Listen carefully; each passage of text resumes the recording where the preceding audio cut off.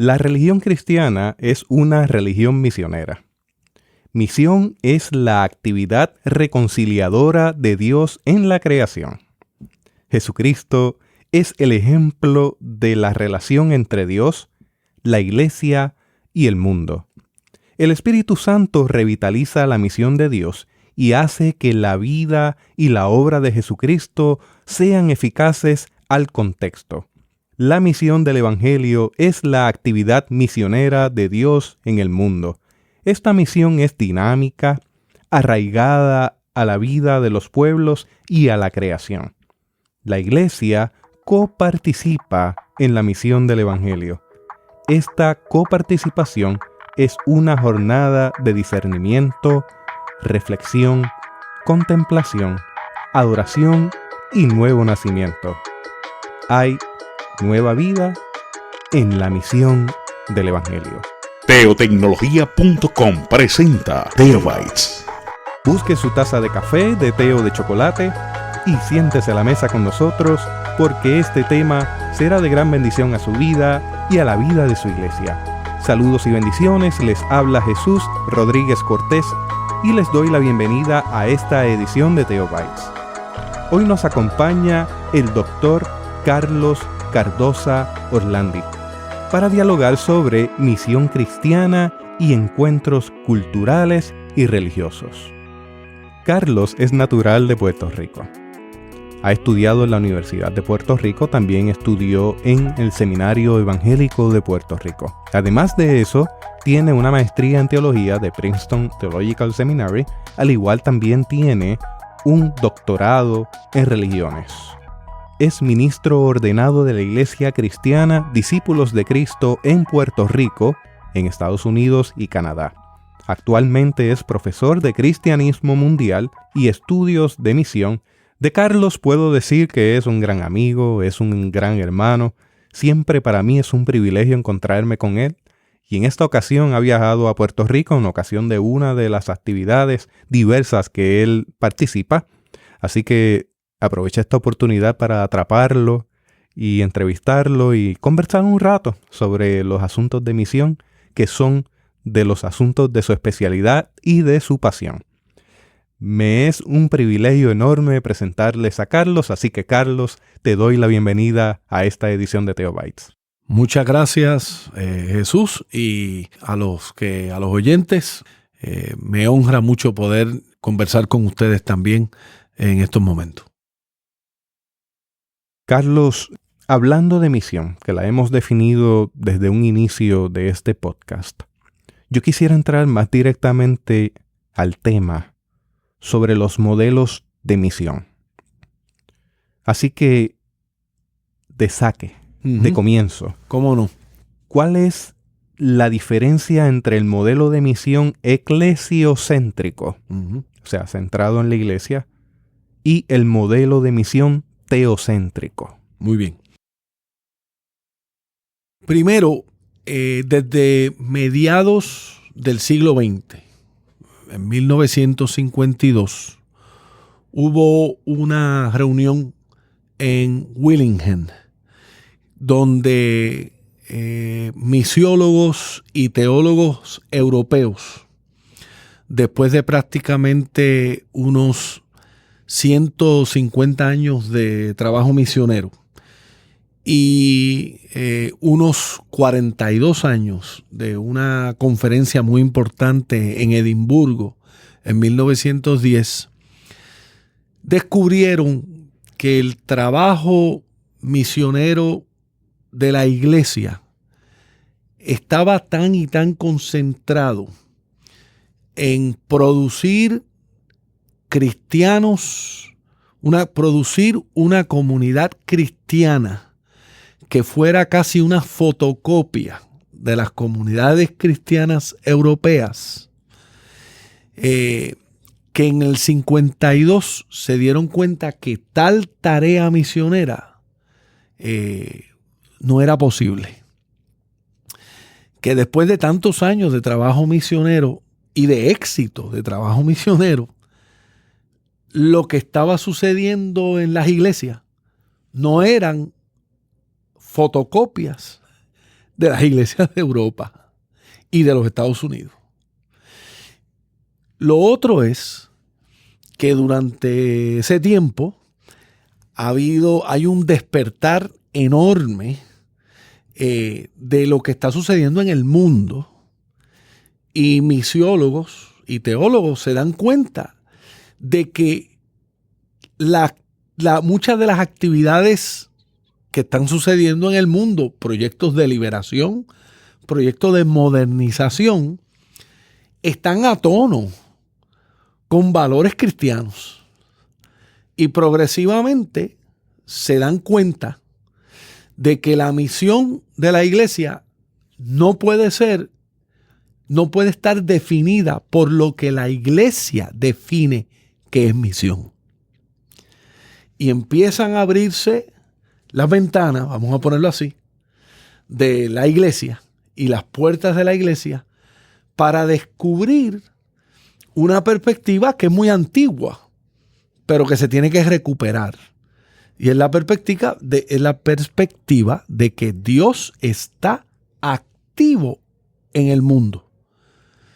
Y que dicha actividad de Dios en el mundo, actividad que libera, actividad que trae vida, actividad que mejora las condiciones de las personas, actividad que procura la libertad, que procura el bienestar, que aunque no tiene un título, entre comillas, cristiano, es actividad que procura y está en consonancia con el Evangelio. Y progresivamente son teólogos holandeses, misiólogos holandeses, los que descubren y desarrollan el concepto teológico de la misión teocéntrica, en contraste con la misión eclesiocéntrica. Volviendo de una manera más concreta a la definición, el modelo eclesiocéntrico de misión lo que procura es comunicar lo que esa comunidad de fe entiende que es el Evangelio. Punto.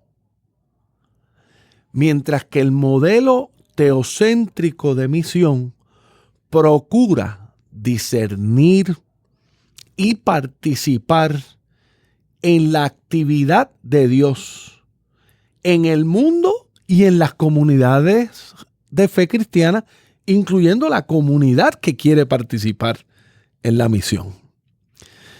El modelo de misión eclesiocéntrico, los efectos nefastos o negativos de ese modelo de misión, uno de ellos, quizás el más conocido, es la imposición de valores culturales, económicos, de género, de edad, a otras personas de una comunidad a otra comunidad.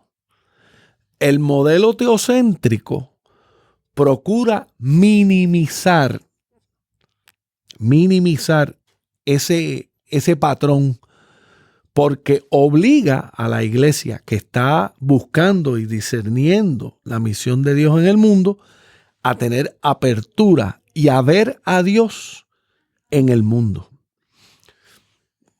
Más fácil aún todavía, para llegar a tocar fondo, toquemos fondo. La misión teocéntrica le dice a la comunidad de fe, cuando va a un lugar a participar en la misión de Dios, les recuerda a esa comunidad de fe lo que Dios le dice. Y Dios le dice, oye, yo llegué antes que tú aquí. Tan fácil como eso, Jesús. Es una conciencia de estar bien alerta de que antes de que nosotros ejerzamos la misión del Evangelio, ya Dios está en ese lugar. Ya Dios está con esas personas. Ya Dios está trabajando en los procesos en esa comunidad. No es que nosotros llegamos, es que Dios ha llegado antes que nosotros. Y eso es una manera bastante de fondo para distinguir entre el modelo eclesiocéntrico y el modelo de misión teocéntrico. Hemos ido definiendo eso, pero a mí me gustaría abundar sobre ambas en cuanto a una matriz que tiene cada una. Y a mí me gustaría que tú nos ampliaras, en primer lugar, ¿qué defines? ¿Cuáles son los pasos, cuáles son las partes o la matriz de ese modelo eclesiocéntrico? Hay que recalcar una premisa fundamental. Cuando en los estudios de misión se reconoce que toda comunicación del Evangelio se da a través de intercambios culturales. Siempre hay una matriz. La palabra matriz lo que trata de recalcar es que el que nos escucha, la que nos escucha, se dé cuenta de que la relación es entre muchos factores y no entre dos factores nada más. Por ejemplo, si existe una matriz intercultural cuando yo como hombre me dirijo a un grupo de mujeres, esa matriz se va complicando bajo los siguientes factores. Yo soy un hombre, en términos de generación, yo soy un hombre de 55 años de edad dirigiéndome a un grupo de mujeres que son de 65 años de edad o más, y ellas contribuyen significativamente con sus diezmos y sus ofrendas al trabajo misionero. Así que ya no es solo una conversación entre hombre y mujer, es una conversación entre un hombre de 55 años con unas mujeres con mucha experiencia, con pasión por algo que ellas quieren apoyar, pero que no pueden estar en el campo haciendo el trabajo, pero pueden apoyarlo financieramente. Ya eso empieza a crear las condiciones de ese cambio intercultural cuando yo interactúo con ellas y ellas conmigo. A eso se le añade, vamos a suponer, para complicar la matriz, que es lo que sucede en la vida cotidiana, vamos a suponer que yo soy evangélico y ese grupo de mujeres son católicas. Así que ahora tenemos la complejidad de la edad, 55, 65 y mayor, hombre, mujer, y ahora tenemos una complejidad dentro de la fe cristiana. Yo soy protestante, ellas son católicas. Vamos a añadirle una más para ilustrar bien lo que es una matriz. Hombre de 55, mujeres de 65 o más, hombre, mujer, protestantes, católicas, y además de eso, protestantes, y todas ellas son monjas. Y yo soy un hombre protestante casado. Ahí uno tiene una matriz. Hay 4 factores que empiezan a crear condiciones de comunicación. Si yo hablo a ese grupo de mujeres como si fueran todas mujeres de mi edad, mujeres que son madres y mujeres que son evangélicas carismáticas, es muy posible que la mayoría de lo que yo diga se va a perder no en el vacío, sino se pierde en la complejidad de la interculturalidad, en la complejidad de esa matriz. Y hay que hacer ajustes. Yo como transmisor tengo que hacer ajustes. Esa es una matriz. La matriz eclesiocéntrica, volviendo al tema, ¿no? La matriz eclesiocéntrica usualmente tiene muy poca conciencia de lo que significa y de las dinámicas y de los patrones de recepción y de los receptores a quien uno está comunicando el evangelio. En otras palabras, tú recibes lo que yo tengo que darte, entiéndalos o no lo entiendas. Si no lo entiendes, te vas al infierno.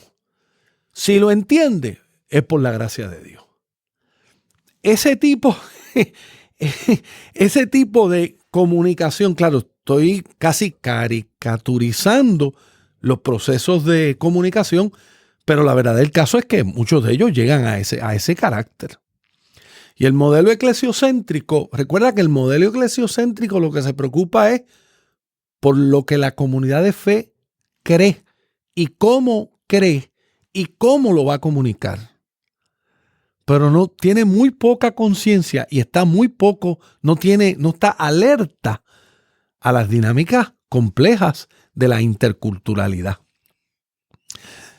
En la historia del movimiento misionero en América Latina y en el mundo, es interesante que aunque tenemos el modelo eclesiocéntrico es tan fuerte, con todo y eso, se dan los procesos de comunicación. Te voy a dar un ejemplo para que descubramos cómo el propio modelo eclesiocéntrico se colapsa. Okay. Yo decido que voy a hacer trabajo misionero entre una comunidad Kikuyu en el país de Kenia. Pero yo no hablo Kikuyu.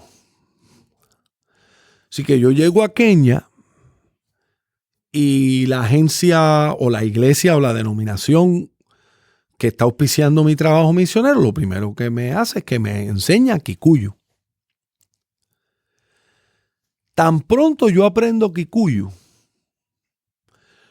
lo que yo creo que quiero comunicar pensando en español, cuando lo comunico en Kikuyu, es distinto a lo que se comunica en español. Quiéralo o no lo quiera. Por eso es que los misioneros y las misioneras, cuando traducían el evangelio, las escrituras, y cuando traducían sus sermones a los lenguajes indígenas en América Latina o a los lenguajes africanos o a los lenguajes asiáticos, aunque los misioneros y las misioneras asumían y pensaban que lo que estaban comunicando era una expresión del evangelio que iba a ser una fotocopia de quienes ellos eran, realmente al momento en que usaban el lenguaje de las personas, estaban transformando el contenido de lo que comunicaban. Porque la comunicación del evangelio funciona solo bajo una premisa: la interculturalidad. Y entre la interculturalidad está el lenguaje. Así que lo interesante es que uno puede tener premisas eclesiocéntricas de misión. Pero cuando entras al trabajo misionero y cuando lo quieres hacer bien y te envuelves con pasión en el trabajo misionero, usualmente tú entras en una matriz. Créalo o no lo creas, consciente o no consciente, porque es la única forma de hacerlo. En ese sentido, es que el modelo teocéntrico surge nuevamente. porque es la manera en que se comunica el evangelio. Ahora bien, rapidito, el modelo eclesiocéntrico tiene una consecuencia nefasta. Y es que usualmente la matriz intercultural en el modelo eclesiocéntrico busca dominar las dinámicas de comunicación, busca controlar cómo los que escuchan interpretan lo que escuchan, busca manipular, no dejando que los que escuchan y reciben vivan lo que escuchan y reciben, y le empiezan a dictar pautas de conducta. Y por último, que para mí es una de las consecuencias más nefastas, se fosiliza. El evangelio se fosiliza porque se convierte en lo que el transmisor comunica y no deja espacio a que los receptores, cuando escuchan el evangelio, cuando apropian el evangelio, descubran el evangelio en sus propios términos. El modelo teocéntrico, por otro lado, no domina, sino que fomenta la búsqueda en el receptor, pero también en el transmisor, porque el transmisor también redescubre el evangelio. El modelo teocéntrico deja la puerta abierta para las interpretaciones del evangelio. El modelo teocéntrico libera los procesos de aprendizaje y sobre todo el modelo teocéntrico invita a descubrir y redescubrir el evangelio de Jesucristo. Esta pregunta concluyo con una anécdota. Por ejemplo, para mí fue una experiencia inolvidable el yo escuchar a un grupo de mujeres aymara en el Perú hablar y compartir en un estudio bíblico sobre el pasaje del Magnificat en el Evangelio de Lucas. Lo que esas mujeres compartieron allí, sobre todo sobre el hecho de que María es engrandecida por Dios, le da un sentido, me dio a mí un sentido novedoso del texto que yo no tenía.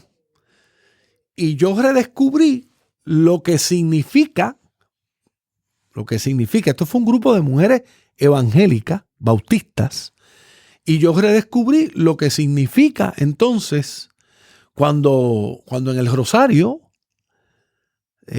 tú escuchas las palabras, bendita eres tú entre todas las mujeres. O sea, fíjate como la experiencia con estas mujeres indígenas, pobres, marginadas, cuando ellas leen y discuten el Magnificat, se descubren a ellas como escogidas y benditas entre otras. Eso fue una perspectiva que, aunque yo leía el texto, y el texto literalmente lo dice, pero yo redescubrí algo del Evangelio y en particular algo sobre la persona de María. Y algo sobre la persona de María, lo repito. Y algo sobre cómo María se convierte en un prototipo de mujer santa para estas mujeres indígenas.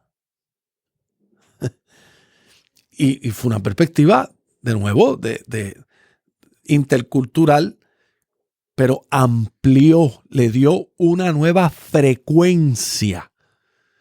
Me dio un nuevo ritmo al ritmo espiritual que yo tenía sobre quién es la persona, quién es la madre de Jesús. esa experiencia me le dio un nuevo ritmo, me dio una nueva imagen de quién es María.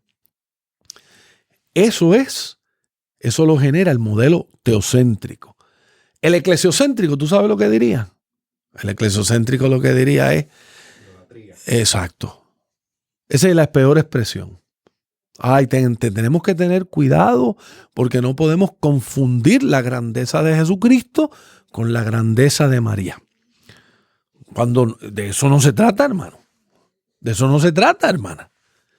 Se trata de un redescubrir algo del evangelio que mi contexto evangélico, protestante, no me lo dio. Y sin embargo me lo dan un contexto de mujeres indígenas, protestantes, yo recordando lo que dice el rosario. Se une una matriz y lo que se ve, el resultado es la grandeza de Dios. Con el rosario, yo vengo de un contexto católico y de niño pasó una situación en mi familia que me tenía muy conmovido, me tenía compungido. Y en medio de esa situación, pues yo era estudiante de catecismo. Y aprendí el rosario completo, de la A a la Z. Y yo tomé aquel rosario y con fe lo recorrí completo, desde principio hasta la cruz. Y aquella situación tuvo solución en medio de un impasse, en medio de una situación imposible. Yo que vengo de ese contexto, para mí es natural. Algunas personas que no han tenido quizás la experiencia de sentarse a adorar en medio de una comunidad católica, les sea ajeno. Y a veces tomamos a la ligera la otredad, lo otro. Le ponemos etiquetas, lo fosilizamos y decimos, eso no puede ser. Entonces yo vengo de esa experiencia donde para mí, siendo un niño de 8 años, con una situación de impasse en familia, encontré un refugio allí. Eso hizo perfecto sentido en el símbolo, en la actividad, en la entrega.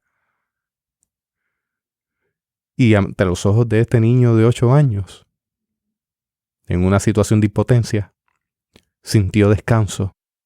Y Jesús, ¿quién se atreve, por lo menos yo, vamos a ponerlo de otra manera, yo no me atrevería a decir que eso no fue la mano de Dios y por obra del Espíritu Santo en tu vida? Yo no me atrevería. Yo he sido pastor, yo soy catedrático, pero yo trabajo en las iglesias locales. Eso es evangelio, viejo. Eso es evangelio. Y la clave fue un elemento que tú mencionaste. Fosilizar experiencias o declaraciones o doctrinas y ponerlas como si fueran un témpano de hielo que nunca se modifica, es un daño a la vitalidad del evangelio a través de la historia. Porque por ejemplo, el rosario también habla sobre la disciplina de la oración, sobre el enfoque.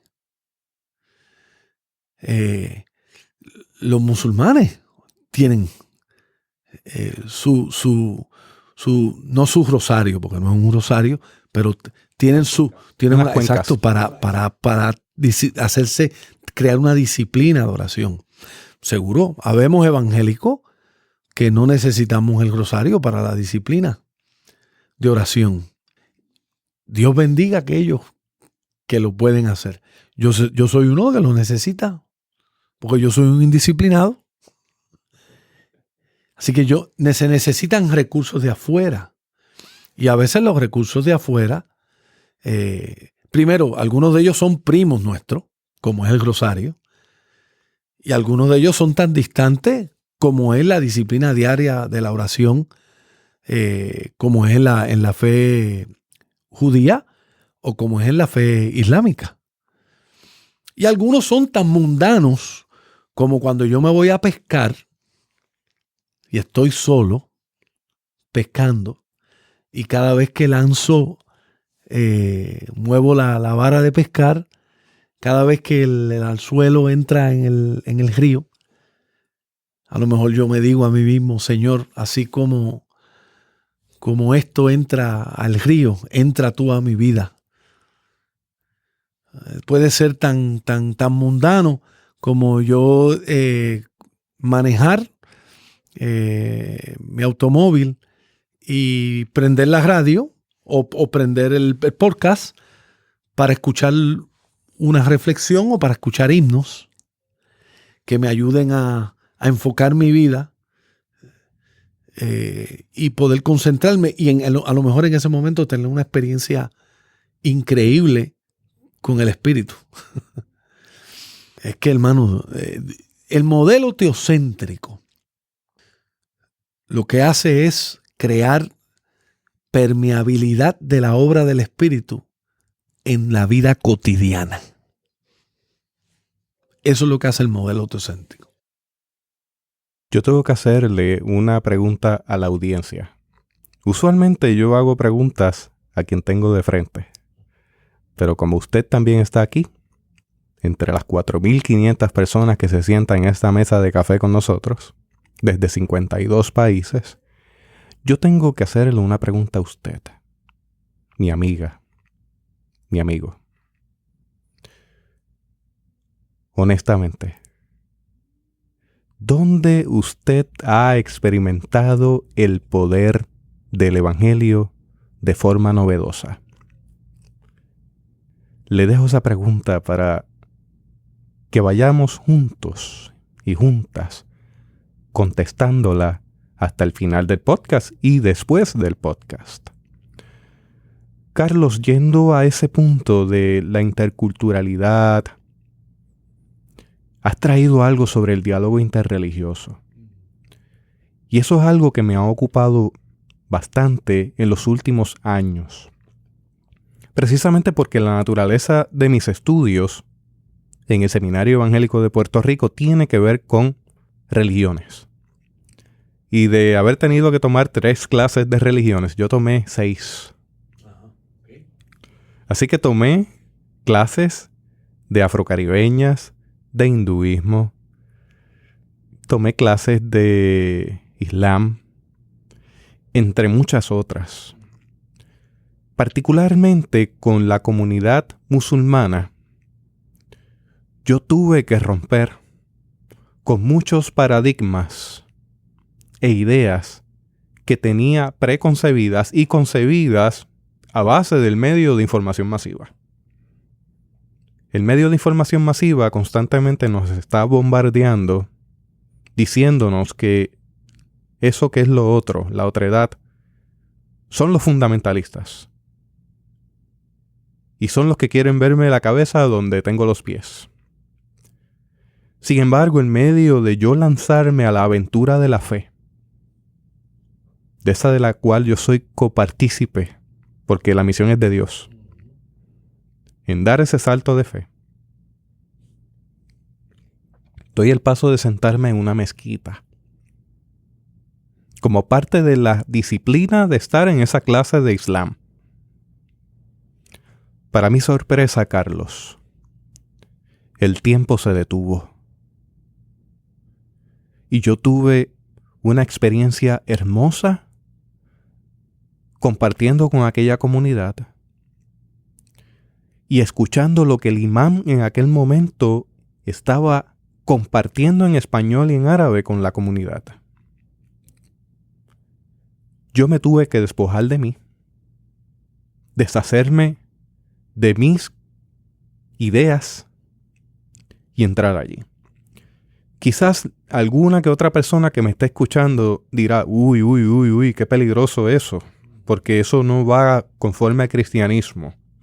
Uy, Jesús Rodríguez, ¿qué estás diciendo? Estoy diciendo que yo tuve un encuentro con el Señor en aquel lugar, compartiendo con quienes digo son mis hermanos y hermanas musulmanes. Y de esa experiencia hoy día yo tengo amistades musulmanes con las cuales comparto. Ellos saben quiénes son. Ana, José Miguel, Sumaya.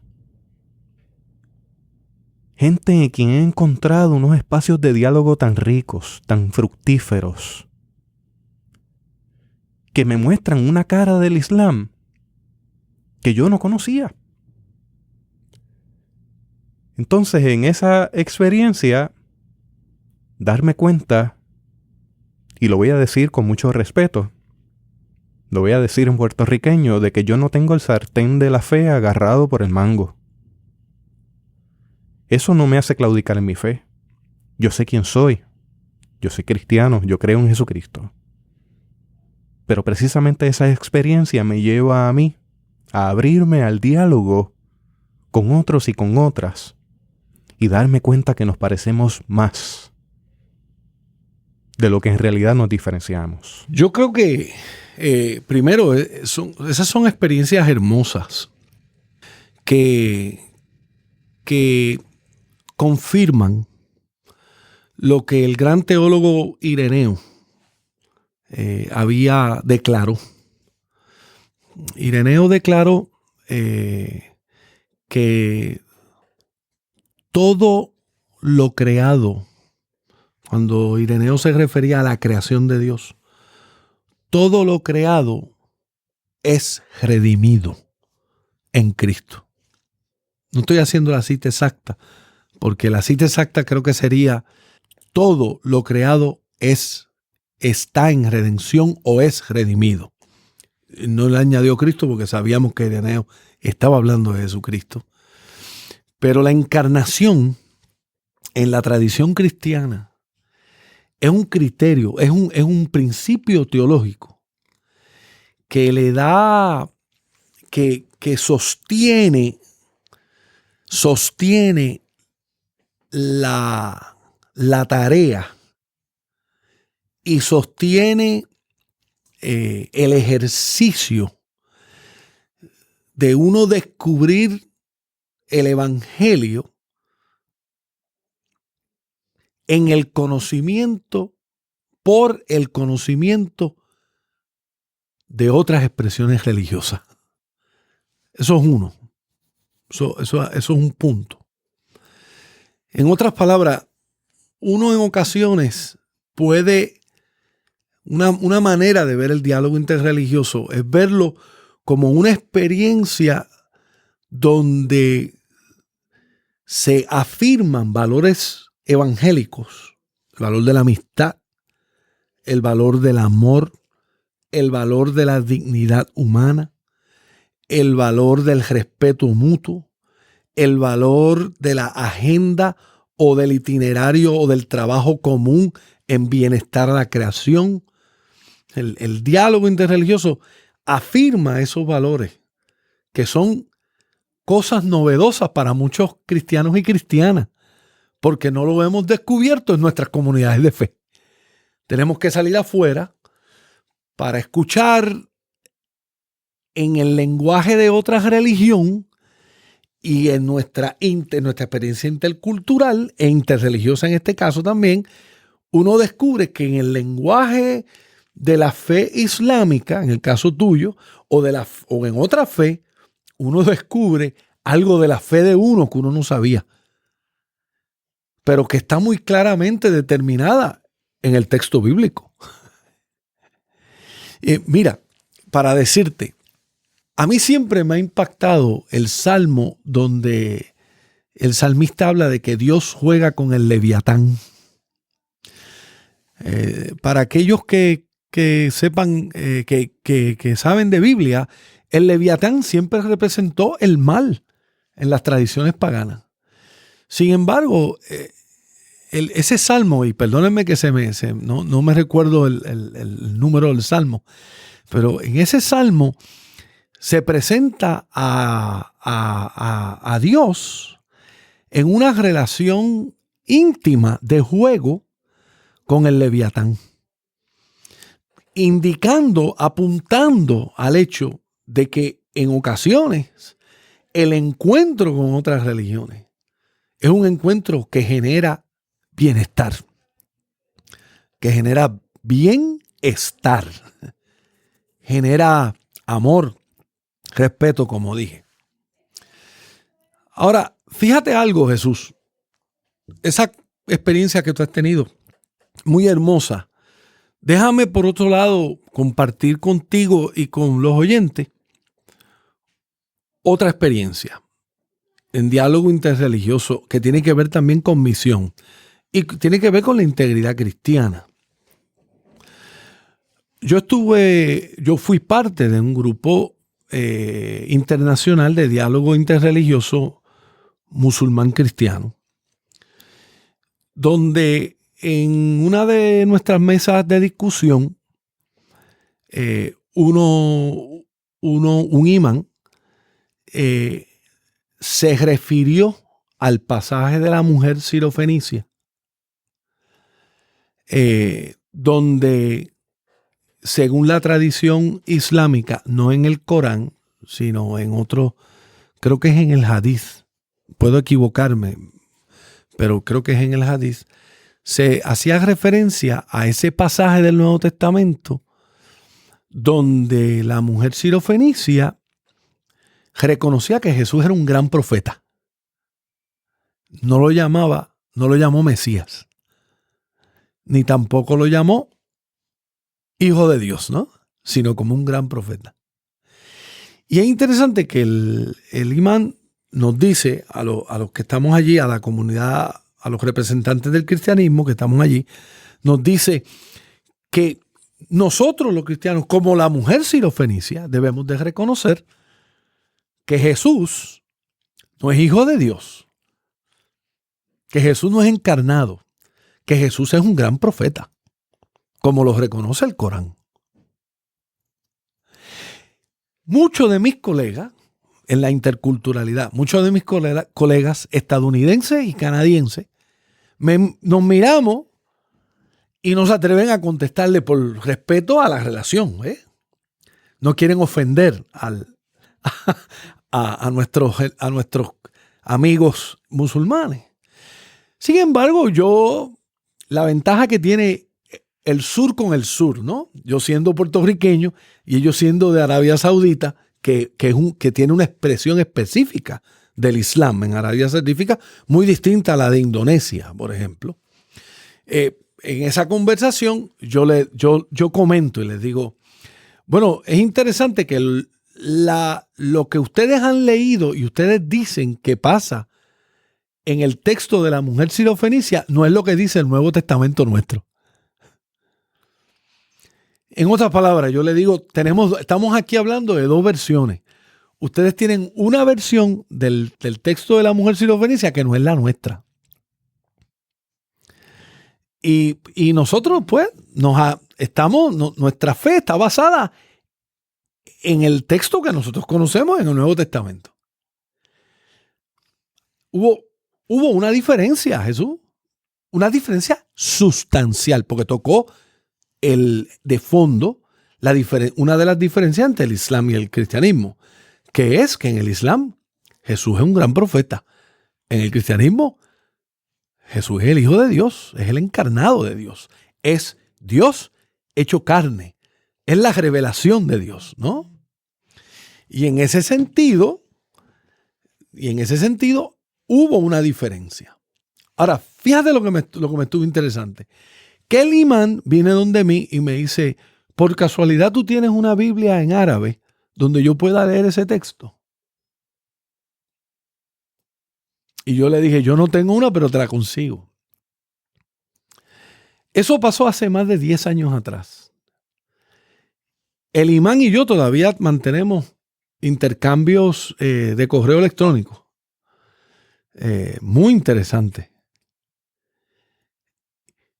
Pero estamos claros en diferencias teológicas. ¿Qué te quiero decir con esto? Cuento una narrativa larga para tratar de plantearte algo importante. En el intercambio y en la relación intercultural e interreligiosa, también puede tener como resultado buenas preguntas que duren toda nuestra vida. Yo me voy a morir, lo más seguro, Jesús, yo me voy a morir preguntándome si cuál es el texto sagrado que nos puede unir a los musulmanes y a los cristianos. Y posiblemente la contestación sea, no existe. Pero porque no exista no significa que yo voy a descartar la relación.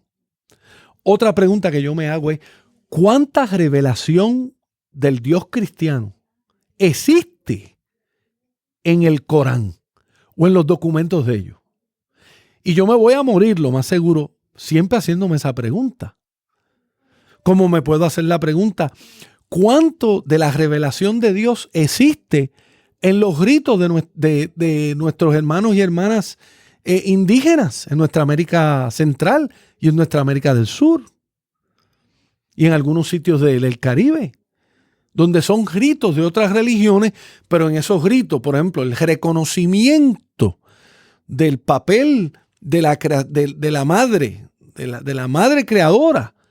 Eso es algo, eso es una contribución enorme. Y hay revelación cristiana ahí, pero no es del todo cristiana, es también maya, es también es también zacateca. Y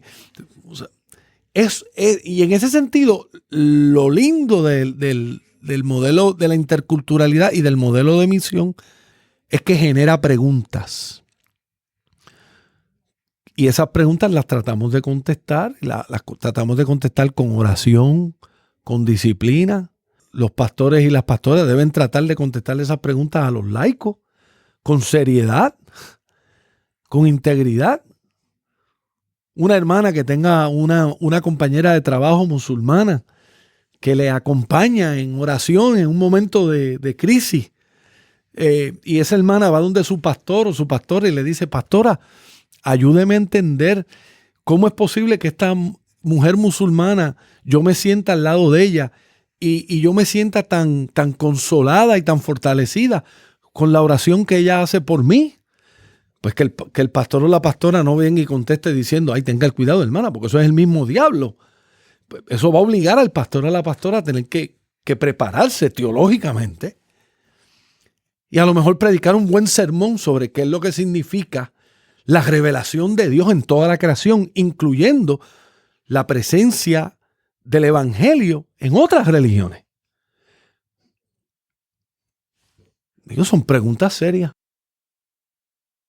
Hablando de esa presencia de Dios en otras religiones, hay un caso particular sobre la experiencia cristiana en la tribu de los Masái en África. Y es interesante porque en un inicio quizás fue atropellada la manera de entrar porque fue eclesiocéntrica, Sí. más que teocéntrica.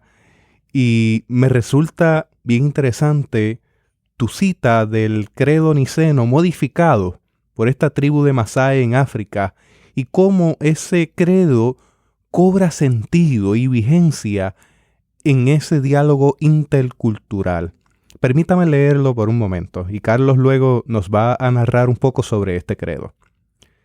Creemos en el Dios de lo alto, quien por amor creó este hermoso mundo y todo lo bueno en él. Él creó al hombre y quiso que el hombre fuera feliz en la tierra. Dios ama al mundo y a todas las naciones de la tierra. Hemos conocido a este Dios de lo alto en las tinieblas, y ahora le conocemos a Él en la luz. Dios prometió en su palabra, la Biblia, que Él salvaría al mundo y a todas las naciones y tribus. Creemos que Dios cumplió con su promesa enviando a su Hijo Jesucristo, un hombre en carne, un judío de una tribu, nacido pobre en una pequeña villa, quien dejó su casa y estuvo en safari haciendo el bien, curando la gente por el poder de Dios, enseñando sobre Dios y el hombre, demostrando que el significado de la religión es amor. Él fue rechazado por su gente, torturado y clavado en sus manos y pies a una cruz. Estuvo sepultado en una tumba, pero las hienas no lo tocaron.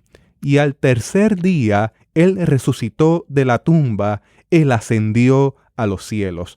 Creemos que todos nuestros pecados son perdonados por medio de Él. Todos los que tienen fe en Él deben de arrepentirse de sus pecados, ser bautizados en el Espíritu Santo de Dios, vivir las reglas del amor y compartir el pan juntos en amor, anunciar las buenas nuevas a otros hasta que Jesús vuelva otra vez. Esperamos por Él. Él está vivo, Él vive, esto creemos. Amén. ¿Algún comentario, Carlos, con esta modificación del credo niceno? Mira, yo creo que merece dos comentarios bien importantes. El primero es que este credo Masái es el credo niceno en términos de los Masái. En otras palabras, el contenido del credo niceno, que fue, como quizás saben los oyentes, el credo que la mayoría de los cristianos del mundo apropiamos o hemos aceptado como fundamento de nuestra fe. Ese credo, esos elementos que tiene el credo niceno están presentes en el credo Masái. La diferencia es que el lenguaje que los Masái usan es un lenguaje que es profundamente, que comunica claramente lo que los Masáis viven todos los días. Esa es la genialidad del credo.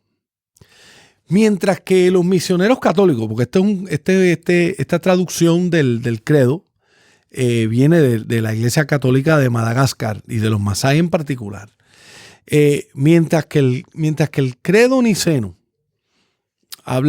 deja claramente la expresión de la muerte de Jesús, por ejemplo.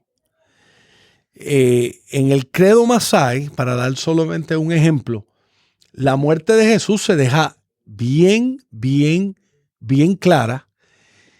Pero lo que es interesante es que en el momento de cuando dice, dice, estuvo sepultado en una tumba, pero las hienas no lo tocaron.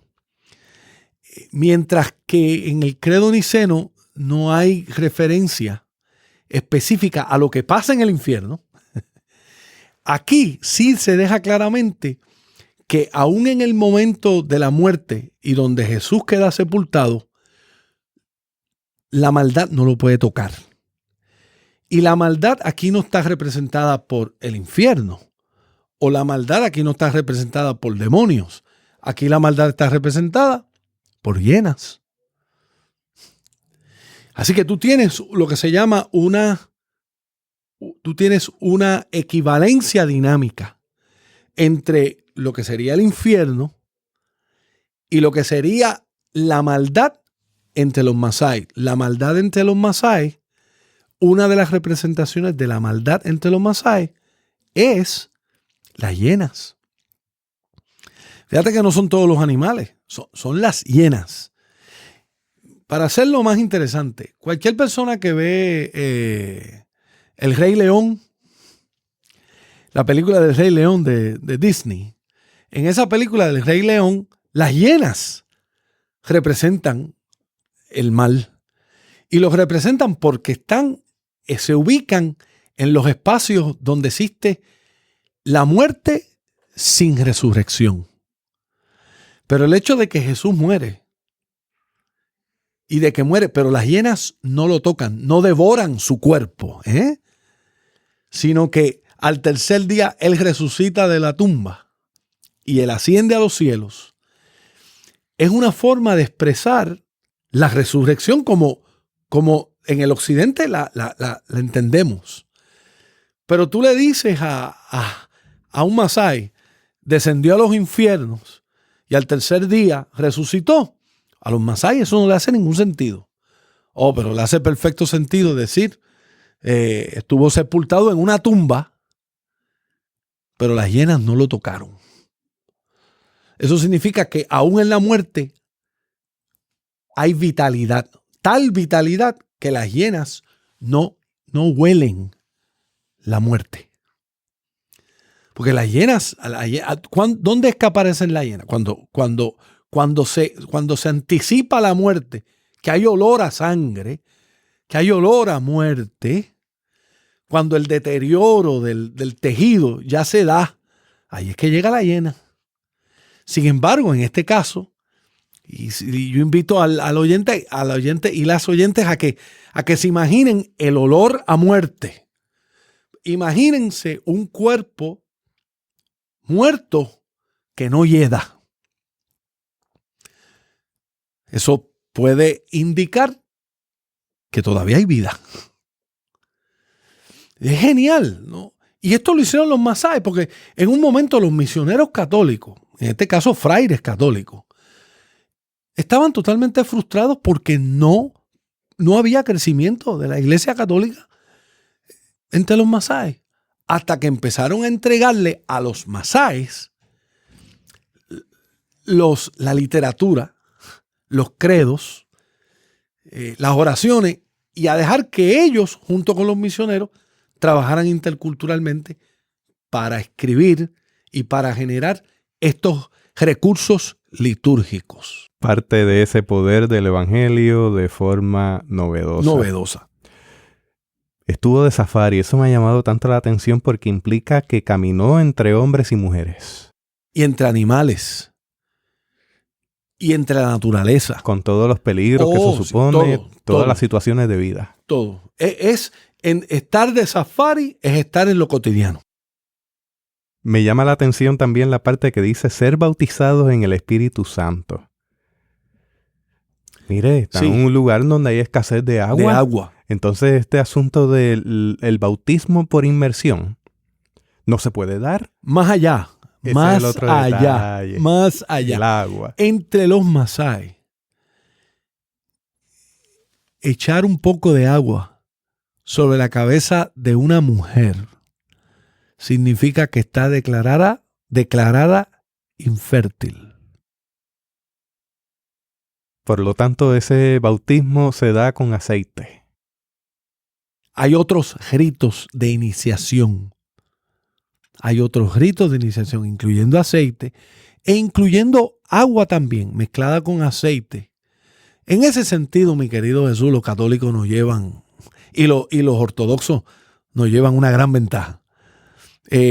Porque hay mucha más libertad para lidiar con los ritos.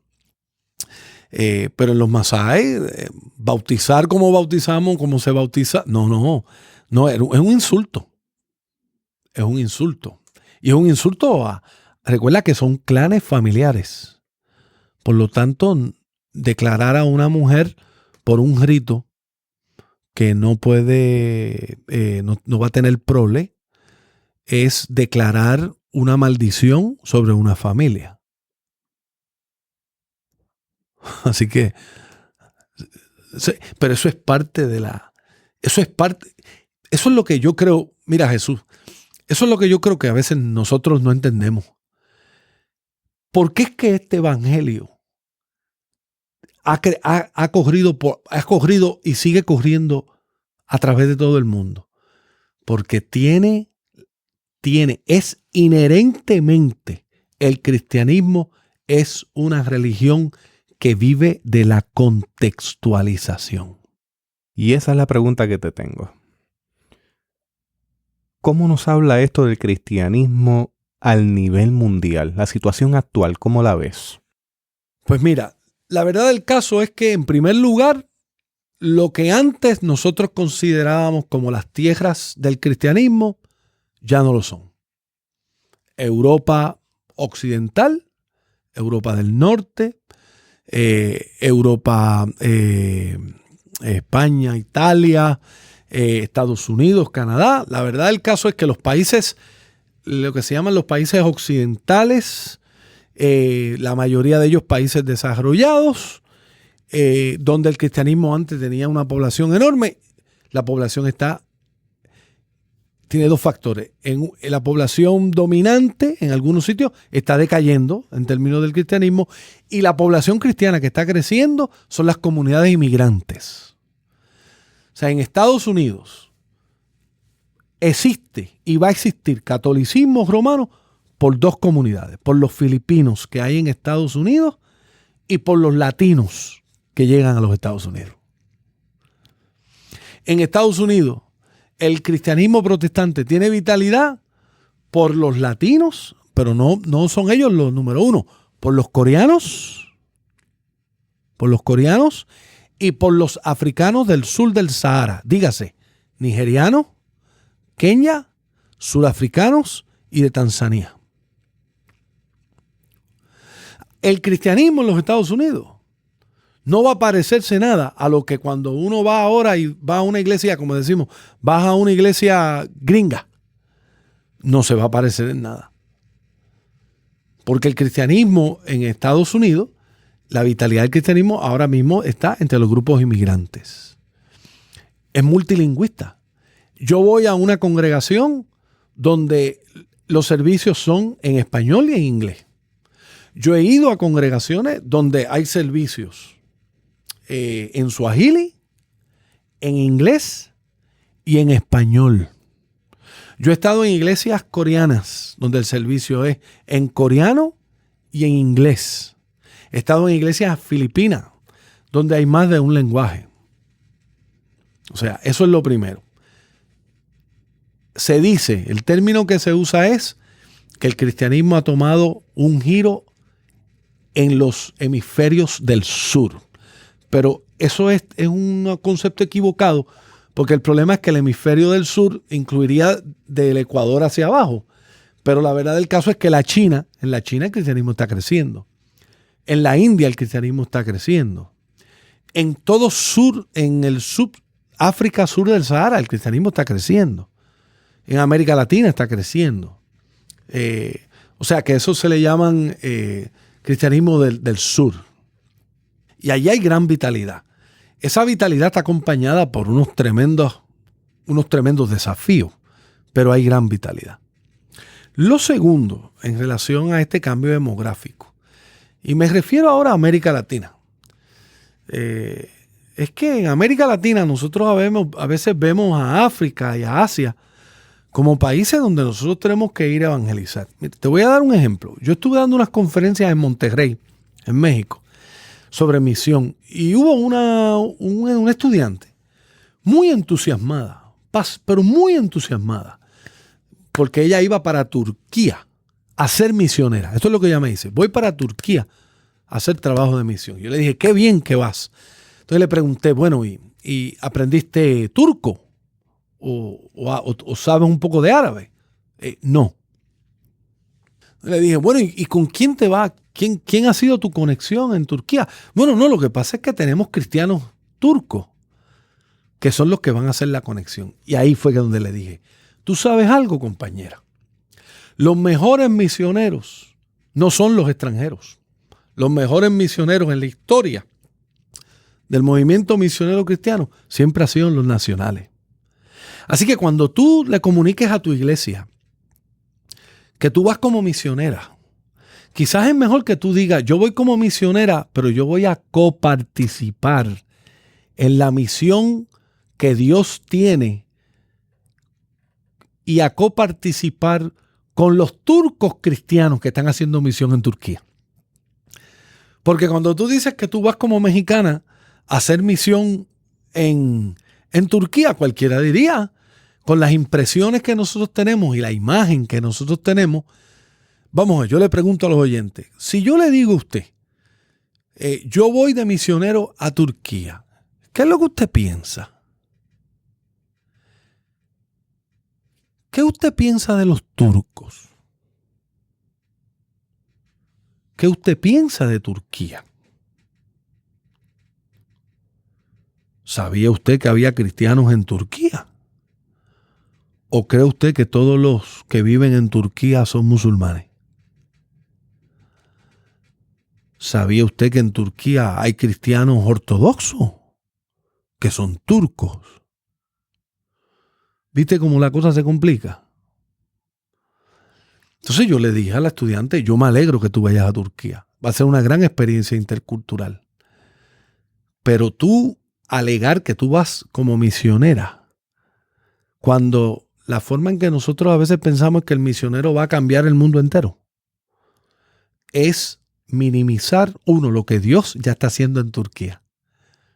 Y más aún, Jesús, lo que Dios hace a través de los turcos cristianos en Turquía.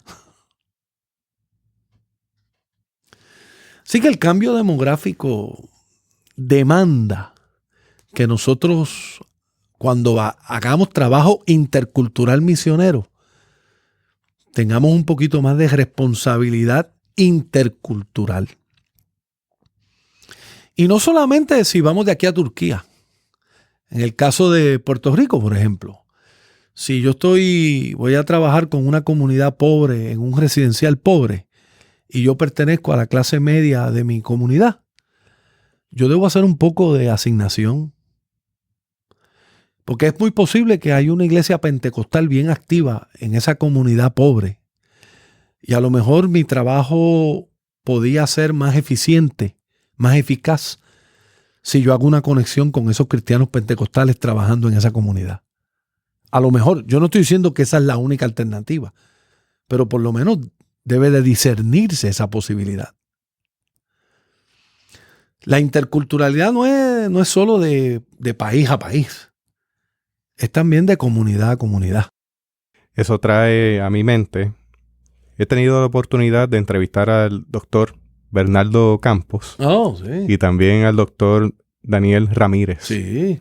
Ambos han estado en este podcast y ha sido riquísimo hablar con ellos.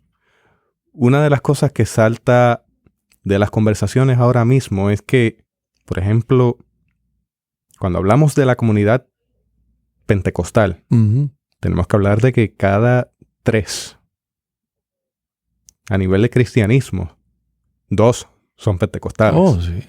Entonces, en ese sentido, como tú muy bien dices, en ocasiones estamos haciendo unos esfuerzos en nuestra comunidad y no tomamos en consideración a quienes se podrían considerar la mayoría de esa masa cristiana. Si le pusiéramos un nombre. Seguro. Esa es una. Entonces, por el otro lado, eso de la misión local trae a mi mente un asunto para reflexión futura. Estamos siendo teocéntricos en el diálogo intergeneracional, en el diálogo con las nuevas generaciones. Tú y yo hemos hablado en varias ocasiones sobre esa generación milenial y la generación Z que viene detrás, de la cual mi hija y mi hijo son miembros. ¿Cómo estamos trabajando nuestras ideas con esas generaciones en crecimiento? ¿Desde un punto eclesiocéntrico o un punto teocéntrico? Sí. Eso es un gran desafío. Y por lo menos a mí me ayuda la premisa con la cual empecé. Cuando yo, lo poco que trabajo con esas generaciones, porque es poco lo que trabajo con ellas. Cuando trabajo con ellas, la primera pregunta que yo me hago y que les hago es, díganme ustedes dónde ustedes han visto el Evangelio de Jesucristo en sus vidas. Y usualmente la conversación termina bastante bien. Porque sin duda alguna, Jesús, esas 2 generaciones ven este mundo de una manera muy distinta. Y por lo tanto, ven la actividad de Dios en sus vidas y en las vidas de otras personas y en la vida de la creación de maneras muy distintas. Y son procesos donde yo tengo que reconocer que yo estoy redescubriendo el Evangelio Y me doy cuenta que aunque intercultural yo puedo hablar de esto con más facilidad, cuando hablo de intergeneracional me toca más de cerca. Porque mis hijos, como tú acabas de ver, mis hijos están envueltos. Hay fronteras que mis hijos ya han sobrepasado. Y yo estoy todavía haciéndome la pregunta, ¿qué hago con esa frontera? Hay asuntos que mi hija ya tiene resueltos. Exactamente. Y me obligan a la reflexión a mí. Ciertamente. Y le doy, y claro, vuelvo y digo, si me fosilizo pensando que porque soy padre, o porque soy mayor, o porque tengo más experiencia, ahí quedo, entonces no voy a tener, no tengo participación. Tenemos esa asignación para un próximo podcast. ¿Cómo no, hermano? Entonces, Carlos, comentarios de cierre a nivel pastoral, a nivel pedagógico. Quiero terminar con una pregunta, y es la pregunta que siempre yo me vengo haciendo en los últimos años. ¿Para qué sirve esto que hemos hablado? ¿Qué propósito tiene? En términos pastorales, yo creo que nos obliga a aquellos de nosotros y nosotras que somos líderes en comunidades de fe, nos obliga a estar más alerta a lo que nuestra gente en nuestras comunidades de fe experimenta. Nos obliga a escuchar los testimonios y ver cómo esos testimonios, qué tipo de teología tienen esos testimonios. Nos obliga a pensar sobre nuestra adoración cristiana. Yo he estado en comunidades de fe donde lo que se canta es totalmente contradictorio a lo que se testifica. Cantamos coritos e himnos y canciones cristianas que son exclusivistas, y los testimonios que se dan son de testimonios donde la gente ve a Dios en espacios donde los himnos y los coritos dicen que no está. O donde nuestra escuela bíblica, lo que se dice, lo que se enseña en la escuela bíblica, a veces está en profunda contradicción con lo que nuestra gente experimenta. Entonces nuestra gente se queda callada porque respetan a los maestros de escuela bíblica, porque respetan a los pastores. Pero entonces con la juventud, como tú dijiste, Jesús, ellos no se quedan callados. Ellas no se quedan calladas. El problema es que se van. Y levantar la voz o cambiar el tono no funciona. No funciona. Entonces son desafíos pastorales. Son desafíos a los maestros de escuela bíblica, a las maestras de escuela bíblica. Si el evangelio es profundamente intercultural, entonces no basta con sencillamente saber doctrina. Hay que aprender sobre comunicación. Hay que aprender sobre relaciones humanas, sobre cuestiones intergeneracionales, sobre cuestiones interculturales.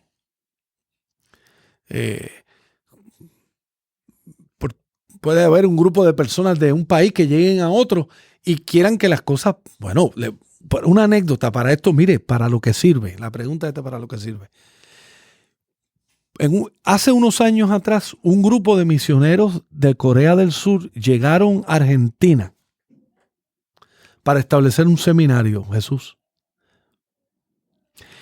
En coreano, la palabra, y no la puedo pronunciar bien porque no tengo la fonética coreana, la palabra tiranos o tiranus significa evangelio.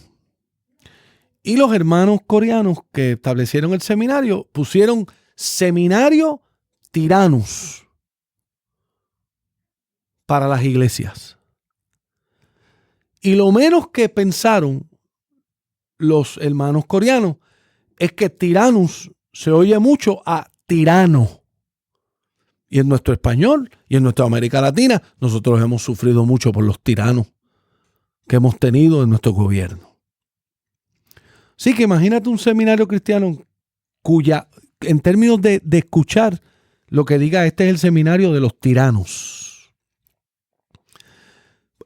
Ahí claramente falló la interculturalidad. Así que esto que estamos compartiendo toca base con la vida cotidiana, mano. Con la forma en que nos vamos a comunicar, con la forma en que vamos a hablar del evangelio, el lenguaje que vamos a usar del evangelio. Y yo creo que es importante la recuperación de un lenguaje cotidiano para hablar de las experiencias que traen vida y que dan vitalidad al evangelio de Jesucristo. Muchas gracias al doctor Carlos Cardosa por esta participación extraordinaria en el podcast. Ya tenemos algo en asignación para una ocasión futura. Si usted desea acceder a las notas de este podcast, le invito a que visite la página www.theobites.com/Evangelio y Cultura. www.theobites.com/Evangelio y Cultura. Le invitamos a que comparta este audio con otras personas y así multiplicamos nuestro esfuerzo de llevar materiales únicos y especiales a sus oídos de tal manera que pueda ser edificado y edificada con lo que hemos cubierto. Hasta aquí esta edición de Theobites. Gracias por darnos el privilegio de llegar hasta ustedes a través de las redes informáticas. Será hasta el próximo episodio. Que la paz y la gracia de nuestro Señor Jesucristo sea con ustedes.